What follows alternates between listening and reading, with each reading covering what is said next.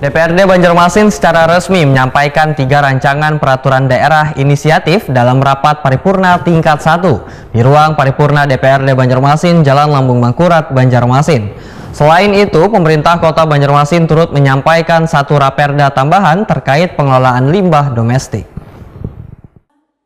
DPRD Banjarmasin secara resmi menyampaikan 3 rancangan peraturan daerah inisiatif dan rapat paripurna tingkat pertama di ruang paripurna DPRD Banjarmasin, Jalan Lambung Mangkurat, Banjarmasin, tengah jelang tengah hari Senin 24 November 2025. Selain itu, pemerintah Kota Banjarmasin turut menyampaikan 1 raperda tambahan terkait pengelolaan limbah domestik. 3 raperda inisiatif DPRD meliputi raperda pengelolaan kekayaan intelektual, raperda kemudahan perlindungan dan pemberdayaan pedagang kecil, serta raperda sertifikasi makanan sehat dan halal. Sedangkan raperda dari pemerintah kota merupakan revisi dari peraturan lawas yang sudah dianggap kada sesuai dengan kondisi kota wayah ini.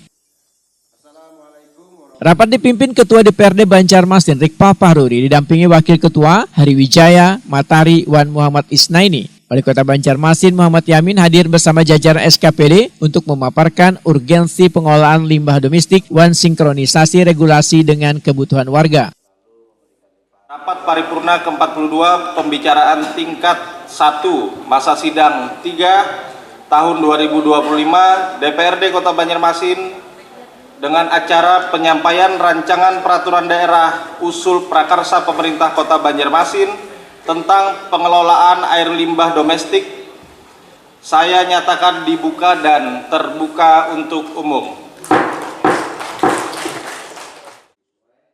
Ketua DPRD Banjarmasin Rikpa Pahruri Wetakuni Prima TV usai rapat menyatakan pengolahan limbah harus menjadi prioritas karena karakter geografis Banjarmasin yang kaya sungai wan rawa. Tanpa regulasi yang jelas, pengolahan limbah dapat berdampak negatif pada lingkungan wan kehidupan warga. Rikpa Pahruri menyatakan berbagai jenis limbah harus dikelola agar tata kelola lingkungan lebih baik sehingga raperda ini sangat penting untuk mengatur semuanya.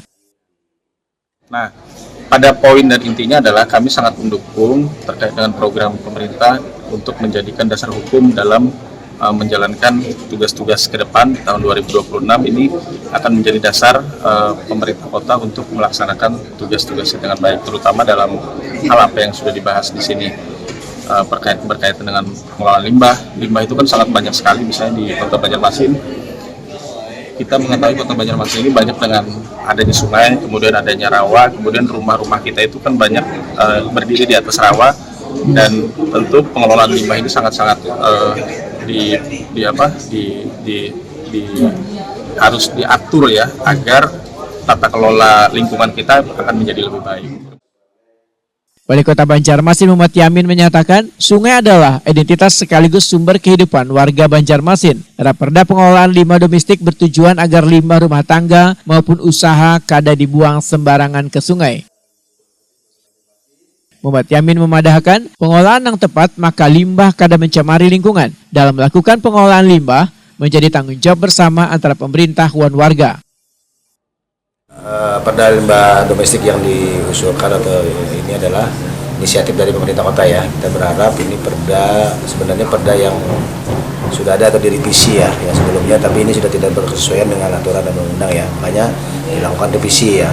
Nah, kita akan mengetahui bahwa Kota Banjarmasin dikenal dengan sebagai kota seribu sungai, dan sungai adalah identitas dan juga sekaligus menjadi sumber kehidupan masyarakat ya.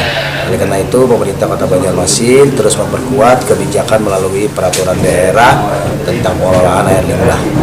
Artinya tujuannya adalah untuk memastikan limbah domestik maupun usaha tidak langsung dibuang ke sungai ya, limbah-limbahnya itu. Kita berharap